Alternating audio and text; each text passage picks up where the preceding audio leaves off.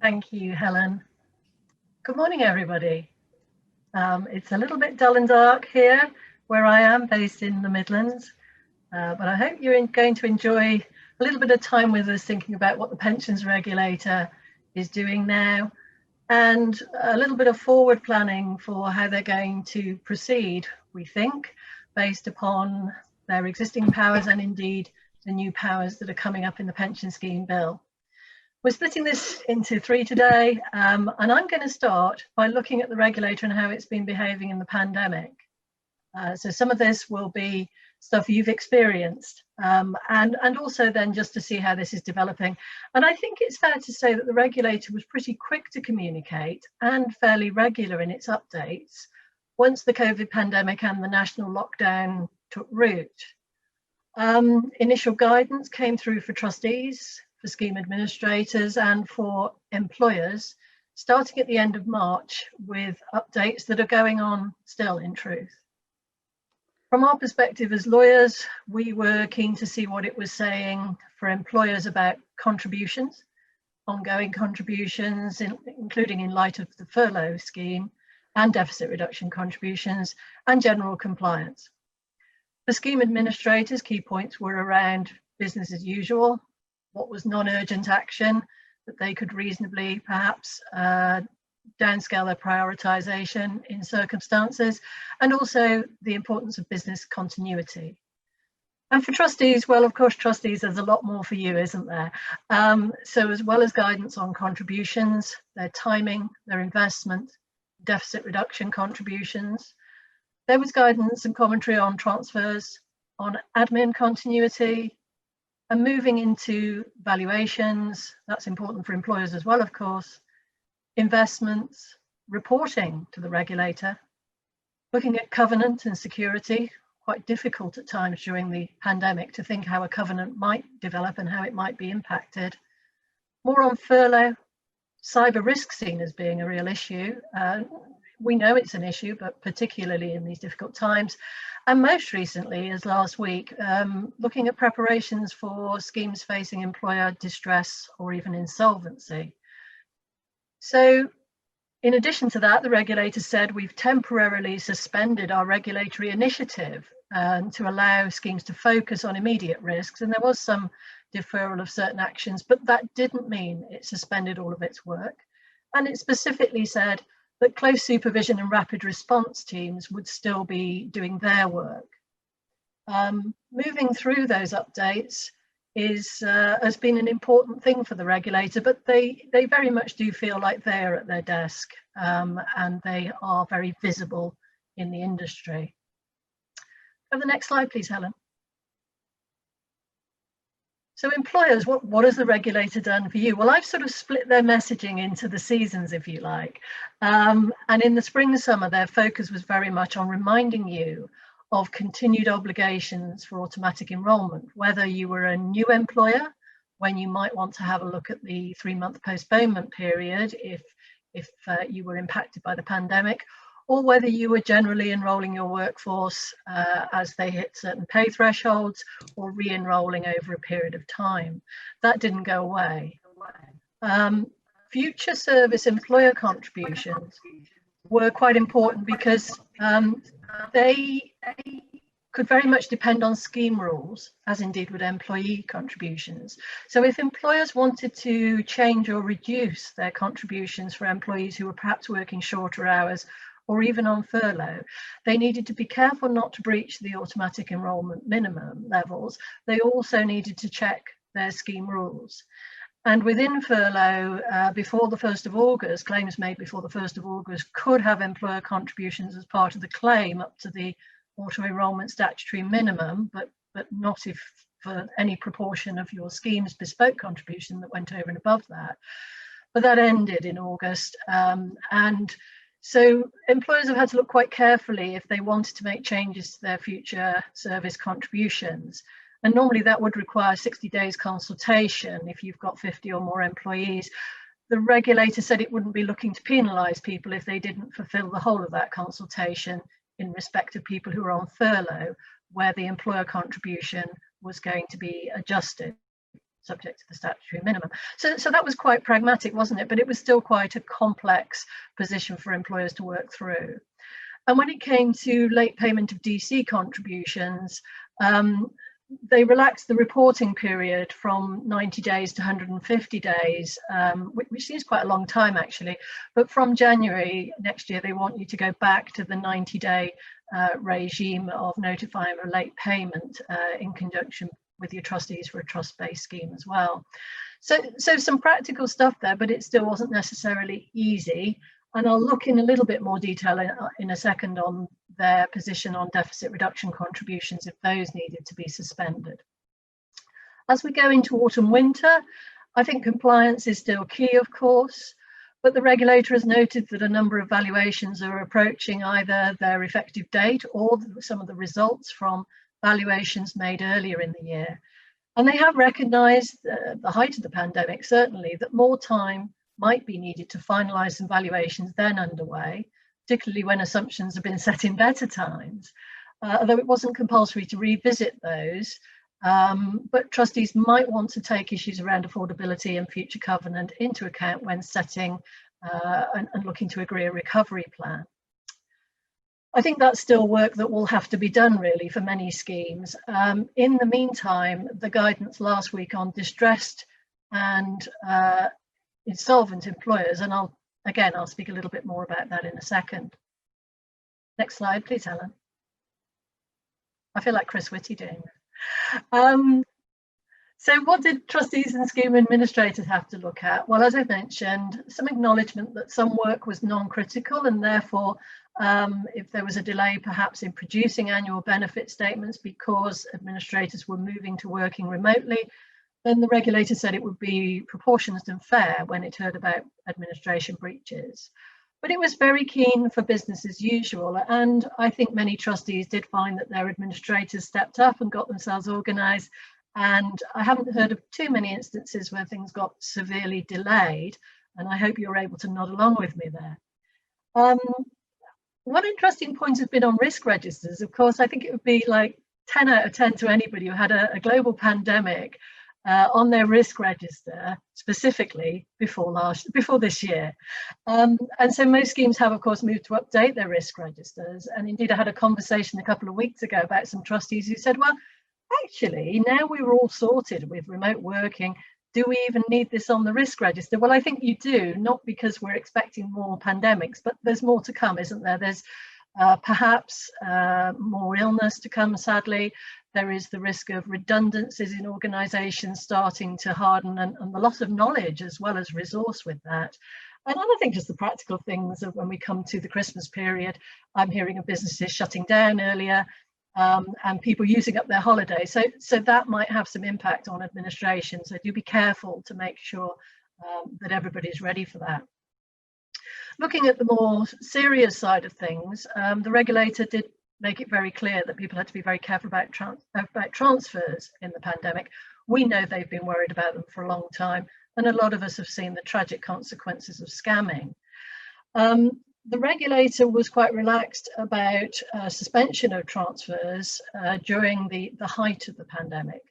This was quite a lot about resource and value fluctuations, of course, and now there is more concern about scams. I don't think there was a surge of transfer activity necessarily in the early days of the pandemic, but perhaps now that, again, redundancies and financial pressures come to bear, members may be more vulnerable. And you will have seen last week the regulator launching its new scams pledge, where they set out 5 or 6 steps that they want trustees and schemes to say they are really going to stick with, and urging people to sign up to certain steps, which in truth a lot of us were doing, but recognising this could be a growing problem. And again, last week, they were terribly busy, weren't they? They published guidance on trustees about preparing for sponsor difficulties. And here's something that trustees can kind of do, and employers be ready for this. Now,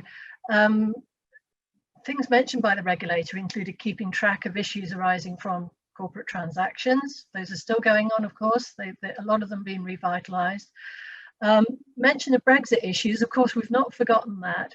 And trustees being sure to use their integrated risk management and adopt contingency plans or suitable triggers for taking action in conjunction with employers if their covenant seems to be worsening or there's a risk there.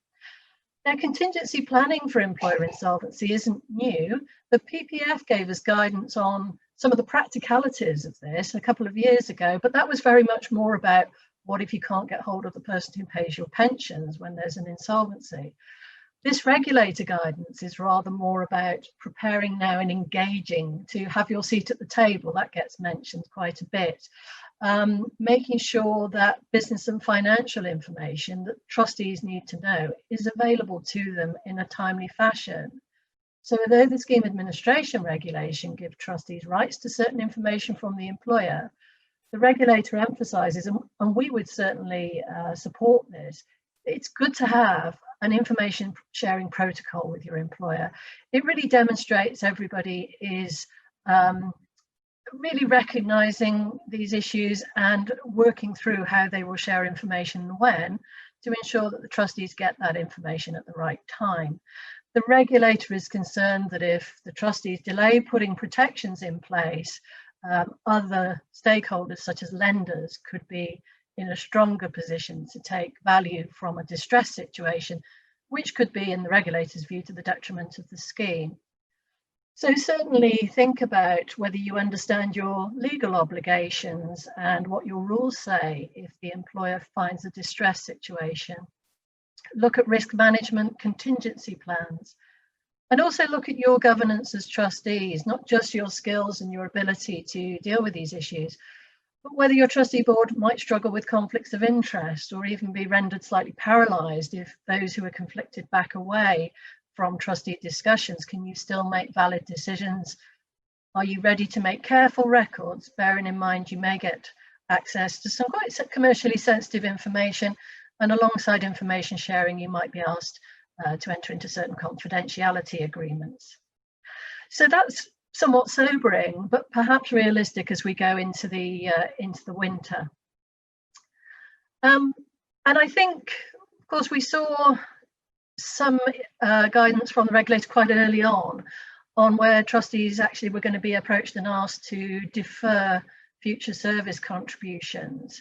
Now, the regulator says they didn't have many reports of these. I certainly looked at a few during the last week or so of March. And in all cases, it was very much, all the cases I saw, it was very much an employer where obviously the taps had just been turned off into their business. They'd had to stop doing what they do every day. Cash flow was suddenly changed a lot, and everybody had to draw breath.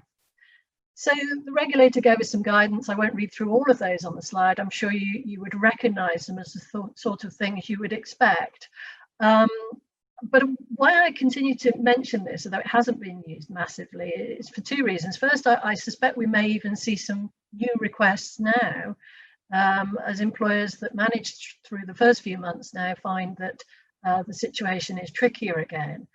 But also to say, if you're looking to a new valuation, if there is room to manoeuvre within your schedule of contributions and recovery plan to allow for occasional periods of grace or prepayment of contributions and then pause periods at a later time. It's not always easy to design arrangements for that, but that could give you a little bit of practical facility just to ebb and flow a bit with your trustees. And also consider the availability of security, which in the early days of pandemic, to support a suspension of contributions was sometimes quite hard to understand the value of an asset available for security in that time of change, and that may be a bit more visible now. So I think although that wasn't used greatly, and the idea was to restart contributions and continue to pay them off within recovery plan timescales, we may be looking at negotiations around valuation more in that arena going forwards. Next slide, please, Helen. So just to wrap on this bit, going forwards, I suppose the question for me, and we'll look at their new powers and new enforcement later on, but the question for me is whether the regulator can balance its position in light of two of its objectives, and you'll recall it's got a handful of objectives. Minimising adverse impacts on sponsor sustainable growth. Do you remember that one being brought in? But how many businesses are growing right now? Some are trying an orderly shrink, and some are trying to maintain their position. So will the regulator appreciate that as being just as important as sustainable growth, really? And also the objective of reducing the risk of calls on the PPF. So not pushing people into insolvency, really. Perhaps the regulator needs to balance that shorter term objective in the current economic environment in order to achieve that longer term supporting sustainable growth in future. And concerns are being voiced at the moment, for instance, on the new proposed regulator funding code, whether that is appropriate at the moment. It's not a topic we're going to dive into too deeply in this seminar, lots to say on it, but the model of fast track versus bespoke maybe doesn't feel quite as comfortable as when it was proposed, and whether the regulator will have the resources to deal with a lot of bespoke style scheme trying to cope with current conditions. Well, that's what I wanted to talk about in terms of where the regulator seems to be at the moment. Parminder now is going to take over from me, and she's going to look particularly at this new legislation and what the pension schemes bill means, where it causes us concerns. Thanks, Helen. Noticed some questions in the chat, and as Helen Rendell said earlier, we'll pick those up towards the end. So I just wanted to go through the dry subject of the pensions legislation, so hopefully you can stay awake for that. So just to give you some background, Helen, next slide. The government's consultation around defined benefits, and particularly trying to strengthen the powers of the regulator, was set in summary of proposals and form part of the pensions bill as is current version. It was first laid in January 2020.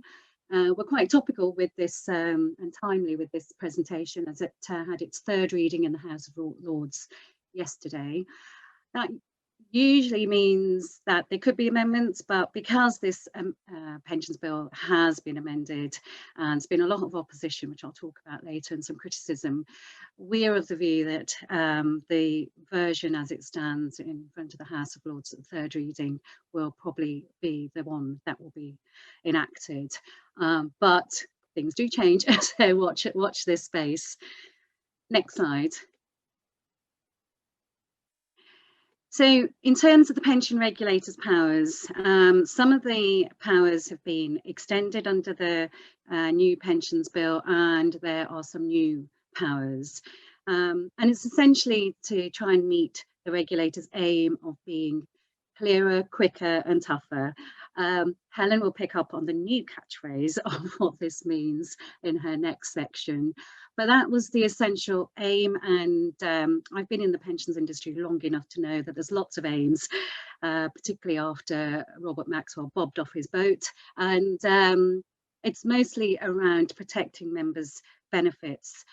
The Pensions Act 2004 brought in some extensive powers for the regulator, but as we've seen in the pensions industry particularly, there was doubt as to whether the pensions regulator really had teeth with those existing powers. So the pensions bill has tried to introduce new powers around some of the existing sanctions, and I'll go into some of those now. So next slide, please, Helen. So around contribution notices, so these are moral hazard provisions that were introduced back in 2004, and they are being strengthened, as I say. So what is a contribution notice? It's a sanction that can be imposed by the regulator where there is a financial obligation on the employer or employers or persons associated or connected to the employer where there is a deficit or what's called employer debt in a defined pension scheme, and some act or failure to act has caused the pensions regulator to impose such a sanction by way of a contribution notice. Now, the contribution notice provisions have always been there, as I say, since Pensions Act 2004. However, the Pensions Bill has now introduced two new changes and tests, essentially. One is the material detriment test, the employee insolvency test, and one is known as the employer resources test. Now, the insolvency test now looks at the relevant time of the employer and in terms of the value of the assets of the scheme compared with the liabilities of the scheme, and if an employer debt has fallen, did an act or a failure to act materially reduce the amount that the employer had available upon insolvency to make good the employer deficit under the scheme. So essentially, it's at insolvency, was there any sort of act or failure to act that would cause the recovery on insolvency to be reduced in favour of the pension scheme. Employer resources test looks really at the financial ability of the employer to make good that employer deficit. So again, was there an act or failure to act which causes the employer resources or financial ability to be reduced in any amount, where there was a material relative event that causes that reduction? And to a certain degree, what the pension regulator is still looking to do is to make sure that the employer, sponsoring employer, makes good its deficit under the pension scheme as quickly as possible. And if there are any reasons or causes or acts that cause an employer insolvency or to reduce the ability for the employer to meet its employer debt, then the regulator has strengthened its powers under this new Pensions Act, or bill as it is. There are statutory defences to these tests, but I'll go into those in a bit more detail later in the talk. Our concern, and I think a lot of corporate activity concerns, is around payment of dividends. And that has been, there's been an underlying theme, essentially, that if a sponsoring employer has financial difficulties in meeting its employer debt, then why is it paying dividends? And particularly, why is it paying huge amounts of dividends relative to that debt? We can all understand that obviously companies have responsibility to its shareholders, but this proposed amendments around the paying of dividends has become a concern to the point where there were various amendments proposed by various peers. However, those amendments were unsuccessful when this pensions bill went through the committee stages. The pension regulator's view on paying of dividends was highlighted in its annual funding statement in 2019. And I'll just quote for you. We remain concerned about the disparity between dividend growth and stable deficit reduction contributions. Recent corporate failures, so I think we're talking about BHS, Carillion and the likes, have highlighted the risk of long recovery plans while payments to shareholders are excessive relative to the employer contributions. Where dividends and other shareholder distributions exceed the deficit contributions, we expect a strong funding target and recovery plans to be relatively short. So that's the view of the regulator in terms of what they're looking for. However, it is essential to understand that you may need to scrutinise dividend payments before they're paid out. And as a lawyer, I would say this, get advice. And when we're talking about the payments of dividends, we're not really looking just at whether the employer is well resourced to be able to pay those dividends. We are actually looking at the dividend amount relative to the employer debt. So you may be an employer that has 100 million asset, but your deficit is only 5 million and your dividend payment, say, is 2.5 million. In that respect, you would think that the regulator would think you're well resourced, you've a £100 million business, but the regulator will be looking to see what is the relevant dividend payment compared to your debt. And in that case, the regulator may want to understand why you're paying a dividend payment that is half of your deficit reduction when that could be paid to accelerate the contribution, employer contribution, to reduce that debt. So it is very useful to understand what the regulator means by paying out dividends. So if in doubt, then obviously do check with your advisors. So these are powers that now require more scrutiny and more thought on the part of corporates, and it may prompt, we haven't seen many of these recently, or a lot in the last decade or so, but it may prompt more applications for clearance to the regulator. That in itself is a huge task in many cases. I haven't been through a clearance process which has been straightforward yet. So do be aware that the regulator has now got eyes on corporate activity a lot more closely than it did in the past. When issuing a contribution notice, the regulator should have regard to what's called the reasonable test. So the regulator needs to ensure that it is reasonable for it to consider imposing a liability on the corporate or the person for the act or failure to act. However, if there is non-compliance, there are certain sanctions, which I will go into a bit later on. So again, it's not all doom and gloom. The regulator does need to pass this reasonable test, but what is reasonable is still undefined, as is reasonable test in most areas of law. So do be careful and do, again, look to see what it is that you're trying to do or not do, and make sure that you're not caught out for these sanctions. Next slide, please, Helen. So talking about sanctions. Now, the new pensions bill has introduced new criminal sanctions. What you may not know is that the 2004 Act already had offences, criminal action, sanctions.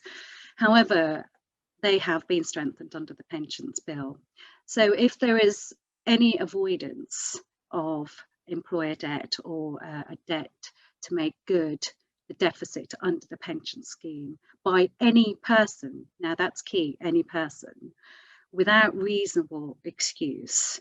So that is trying to avoid the recovery of the whole or part of the debt, or trying to prevent the debt becoming due, or reducing the amount of the debt that would have otherwise become due by compromise or settling the debt. A person could be liable for a fine or imprisonment up to 7 years. So that's a conviction to a fine and or imprisonment up to 7 years. Now that should scare people, and it sends a bit of a fear factor in the corporate business because of the fact that it talks about a person, not just defining it as corporate directors.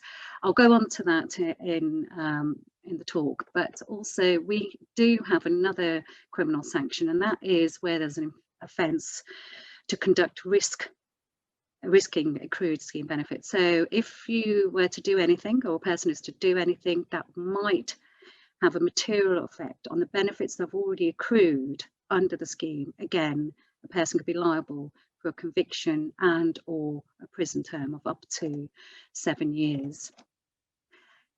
And we need to understand what that would mean, and what we have, and the industry has actually looked at what this means, and what we're looking at now is that there are wider implications, not just for directors, but for investors and potentially banks, lending institutions. So this is really important for corporate activity and for our Gunner Cook colleagues, actually, for corporate and banking, because the reference to a person now does have, as I say, wider implications, and it may even include investors in the employer. So that definition or lack of definition in person has actually raised a lot of concerns in the industry, and it can have impact on potential restructuring, and it may also mean that certain offences which you may have thought were not criminal in the past may be criminalised now, and those actions may have been routine in the past, but you may need to go beyond that. The regulator has said that it doesn't wish to criminalise routine actions, but what it will do is ensure that all parties involved in these transactions are aware of their liabilities. So if there is a detrimental effect to the pension scheme or to the deficit, the regulator will have a close eye on the persons performing those acts, whether they're routine or not, if they give rise to criminal actions. So again, the regulator is not trying to frustrate legitimate business, but it will have stronger powers now to try and restrict that business if there are criminal actions taking place. And again, we need to look at a reasonable excuse or defence for those actions. And the guidance around the criminal offences is yet to come in. We are still in the process of waiting for this pensions bill to be enacted. So I think the detail is really going to be around in the guidance. There are various examples of criminal actions, but as I said earlier, some of those were deemed to be routine in the past. And so we are looking for further guidance, and unfortunately there will be probably test cases. You do not want to be one of those test cases. There are, as I mentioned earlier, defences of reasonable excuse. So again, if it's seen that there is a reasonable excuse for why a person has conducted himself or herself, or a business conducted themselves in a way, or failure to conduct, then the regulator does have recourse to a reasonable excuse defence hearing. We do have, as I say, reasonable excuse or reasonable defences in other laws, such as tax law, and also in criminal law under the Proceeds of Crime Act 2002. But what it means here is that, and I can only really say what the Pensions Minister has stated, so I'll just quote, if I may. Crucially, what is reasonable will depend on the particular circumstances of the act, but the burden will be on the regulator to prove that the excuse was not reasonable. The regulator will be publishing specific guidance, but ultimately it is for the courts to decide that an offence has taken place, and so the appropriate punishment can be dished out, basically. So the starting point is whether somebody has a reasonable excuse for progressing with the particular thing or act in the normal course of their business. And if that is the case, then the regulator doesn't anticipate a problem. But again, it really depends on each individual circumstances. Helen, next slide, please. So as I said, there are expanded sanctions, and one of those is the provision of information gathering and actually sharing that information with the regulator as and when required. So the new disclosure requirements are attendance for an interview. So the regulator will be able to summon people for an interview. You've seen those select committees with Frank Field, etc. You do not want to be in front of those. We have advised clients on those. It's quite scary, but do get legal advice before you're hauled up in front of a select committee. The regulator will have expanded powers to inspect premises when investigating the grounds for issuing a contribution notice, and also new penalty powers, so new fixed and escalating penalty powers up to a daily rate, yes, you heard me, a daily rate of £10,000 where there has been non-compliance for providing information to the regulator without a reasonable excuse. Additional penalties are where knowingly or recklessly providing false or misleading information to the regulator, or knowingly or recklessly providing false information to the regulator from trustees and managers. So it catches quite a lot of people there. And we have seen in the past that trustees or corporates have thought that there's certain information that doesn't need to go to the regulator and assumed that to be the case. But essentially, more is less, but be careful with that. So again, get legal advice as to how you ought to be sharing information, what information you should be sharing with the regulator. And of note, and not to be forgotten, under the Pensions Act 2004, the employers are already required to notify the regulator of its intent in terms of corporate activity. but that isn't always the case. Some clearance applications that we've dealt with in the past, we can comfortably say to our clients there is no need to go to seek clearance because there isn't a material detriment, but that isn't always the case. So be careful in terms of intervention and what you need to share with the regulator. What I would recommend is that if you do think there's a risk to your DB scheme or employer debt, get the trustees on board quickly. If you're trustees, if you've got wind of anything or you think there may be something that you've heard, try and get the trustees involved at an early stage. They can sign non-disclosure arrangements, agreements, and that does help in the long run when it comes to corporate transactions. There's a lot more of a collaborative approach between the two parties, and we can get to the end result and also discuss mitigation as part of that transaction. So my advice is do get involved, get all parties around the table sooner rather than later. As I said, there is going to be guidance. Next slide, please. And the devil will be in the detail of the pensions legislation and secondary legislation. So watch this space. Helen has already touched upon distressed employers guidance that's just come out. You'll see that there's been criminal sanctions against trustee fraud.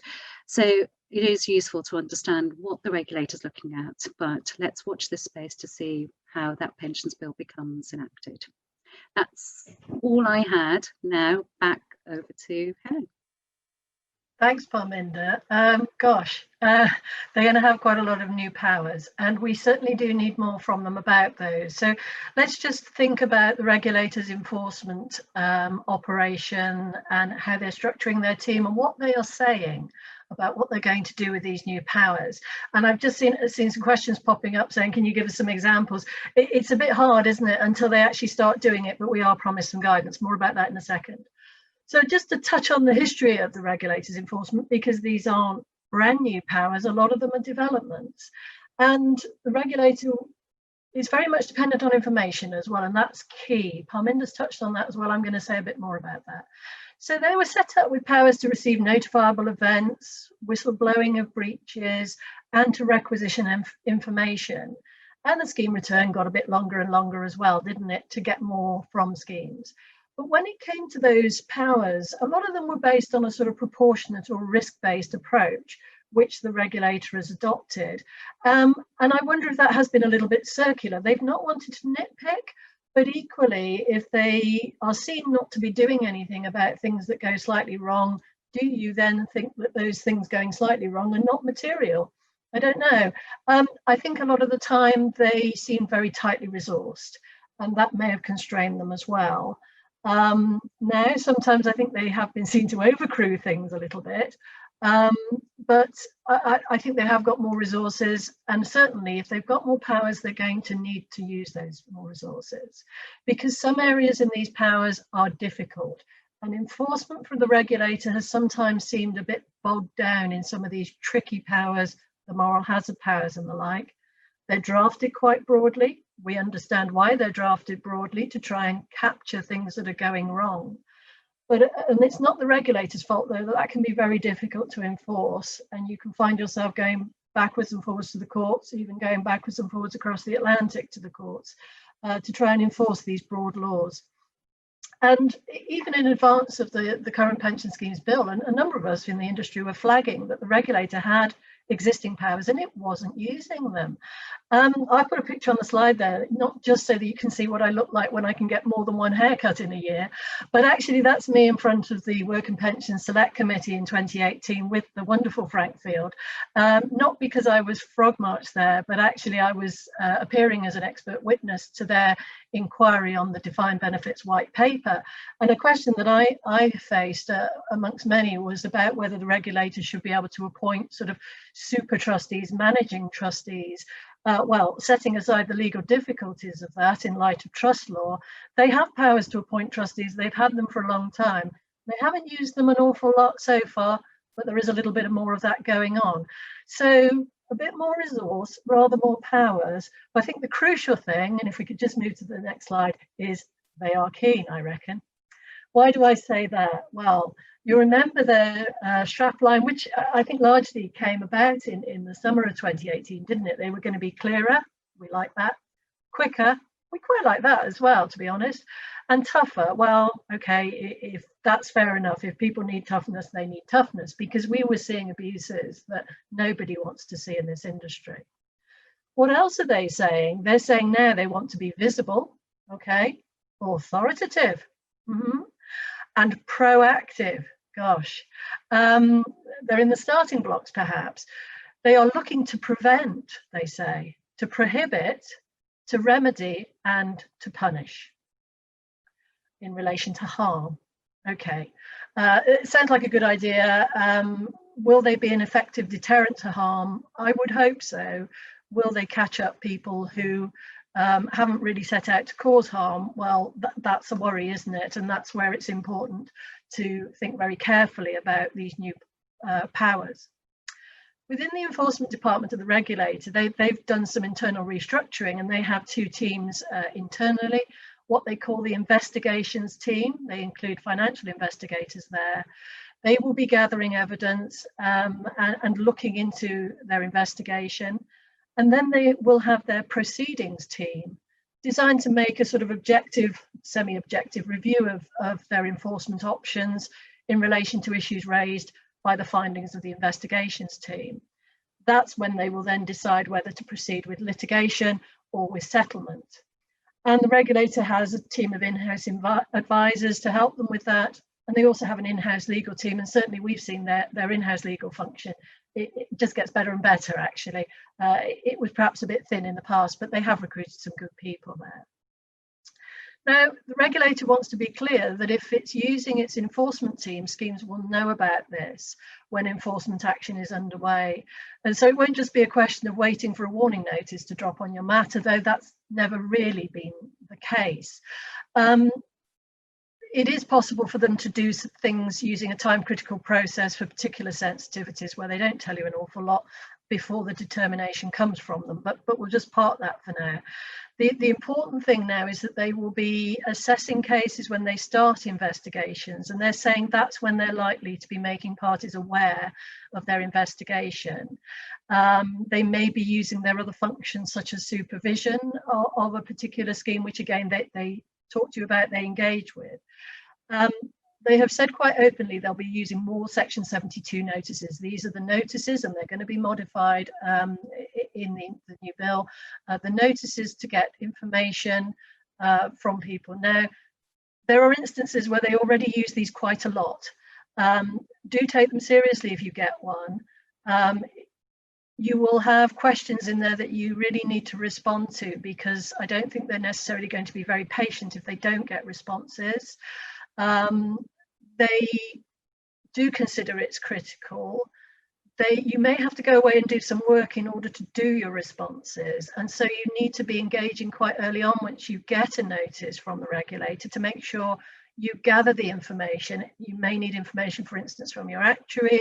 You've got to give them time to do that work in order to respond to these questions. And it can mean you have to incur some costs in order to satisfy the regulator. And for a stress scheme, that can be a difficult balance. I think what's also important is to make sure you are good at your record keeping. And that if you've had advice to do something or not to do something, that you've got that in writing. But equally, just be careful of what you put in print. I came across a scheme a couple of years ago, thankfully not a client of mine, but they were the subject of a regulated determination, and within the correspondence had been a chain of emails where somebody said, hey, now's the time to call the regulator's bluff. It's lovely when that is disclosed to the regulator. It goes down a treat. You know, we've all done those whoopsies. So just be a bit careful about what you put into print, but make sure you are getting your advice in writing and that you are keeping your records well. A little advert here for the lawyers. Remember, legal privilege. Legal privilege may allow you to withhold certain information from investigations and from the courts even. That is not being devious. It is the fact that sometimes in difficult times you need to think very carefully about the balance of options, about thinking the slightly unthinkable sometimes, and you don't necessarily want all of that to be disclosable. It's a topic in itself, but it is only available to legal advisors when you are seeking legal advice. So sorry, actuaries. And it is also something that you can lose if you are a bit indiscreet about how you circulate your legal advice. So if we are giving you legal advice in difficult circumstances and we say to you, you know, be careful how you circulate this. No, we're not going to send a copy to this person, to that person. We'll just do a summary. It's not because we want extra fees for drafting you a summary. It's because we're trying to preserve privilege in difficult circumstances.